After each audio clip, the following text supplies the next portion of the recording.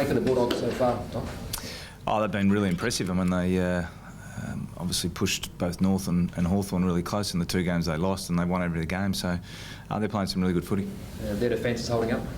Yeah, look, the numbers suggest that they're not conceding a lot of inside 50s, and the scores against are low. So defensively they're really strong. And I think as they recognised last Friday night, they had their opportunities, probably not at the level they wanted with their ball movement. So yeah, it's another really strong test for us. Was it good to play a team like Fremantle then last week in preparation for a similar type setup? What do you think? Well, yeah, it was a low scoring affair in the first half. I thought we broke it open a bit in the second half and the third quarter, but certainly at half time it was a real arm wrestle. And I think we can expect another. Not so much similar style because they're a bit different in terms of style, but the Bulldogs are very strong around the contest, very strong on the spread. So we're going to have to make sure we're playing at a really high level. Do you think that they'll want to be making up for that loss last year in the first round of the finals? Do you think that'll still be seen the Bulldogs? Oh, that's really for them to decide whether it does or it doesn't. I mean, completely different situation, different ground, different coach, different teams. So we'll do what we always do, which is prepare for the Bulldogs and get ready to play and play our style. There's certainly some fallout still from that game that crept into this year with Daniel Talia. Do you expect him to get any reception from Bulldogs players or perhaps the fans? That's up to them. I mean, for us, it's all over. It's done. It was a game it was a final last year. It was a terrific game of footy. We won the game, which was fantastic for us. But Saturday night's completely different. We're talking round 7 of another season. Don, just between the balance between defence and attack, you're scoring pretty freely at the moment. Are you comfortable with where it sits, or are you still getting scored against probably a little higher than what you would like?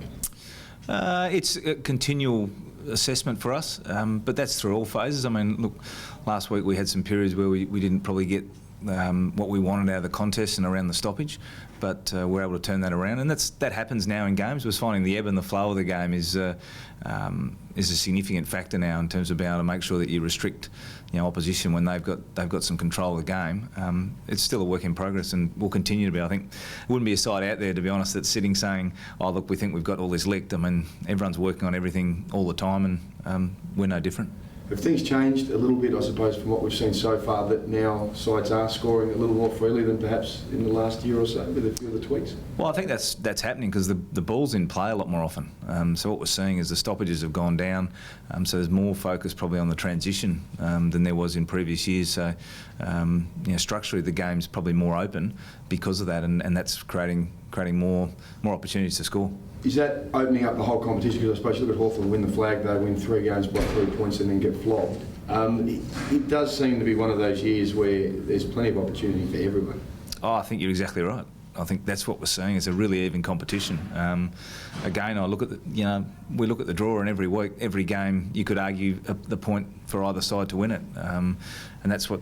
I guess that's what the industry's about and the competition's about, is they want a really tight, hard-fought competition, and we're seeing that. And there's a lot of teams which are on the way up, and there's some teams which are up there that have got experience and have been playing some strong footy for years, who are now seeing the emergence of some new teams. And it's an exciting comp, but it's a challenging one.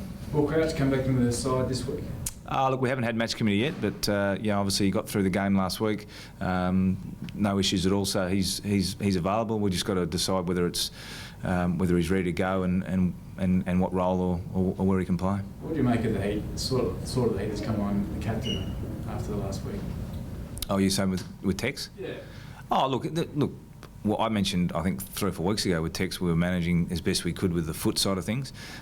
Any player who's not able to train regularly, it takes a bit of a toll. He's through that now, and so I'd expect he's going to get better and better from here. And that said, he's not, in my eyes, he's not playing poorly. He's probably just not playing to the standard which we would expect and we've seen in the past.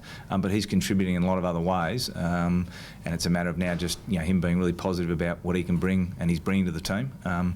And I'm really confident we'll see an improvement in him in the coming weeks. Sort of Rory Laird's obviously been a star player for you guys. We've talked about Crouch. Do you want to replace just a defender for a defender, say Ricky Henderson or something like that? Well, that's an option. Obviously, we can go like for like, and that'll be a discussion at match committee today. I mean, the benefit we have is we've got our Sandful side that's been in really good form, and we've got a lot of guys who have played really well at that level. So we've got a number of guys who have put in their hand up, and it's a good position to be in.